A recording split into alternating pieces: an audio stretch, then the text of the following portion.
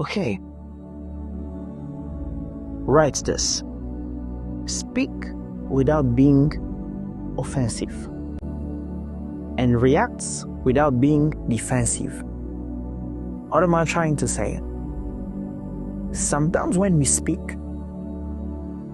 we have that side of us, that offensive side, that pushes us to always attack probably. And then when we react, we always want to defend ourselves in order for us to have, to have that right.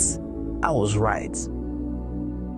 In the school of wisdom, offensivity will not help.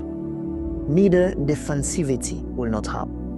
Don't be offensive, don't be defensive, but be wise in the name of Jesus. When a child grows, I'm gonna put that illustration. When you see a child going to school, at first they will give him a pencil to write because they know when he makes mistake, they will erase those mistakes.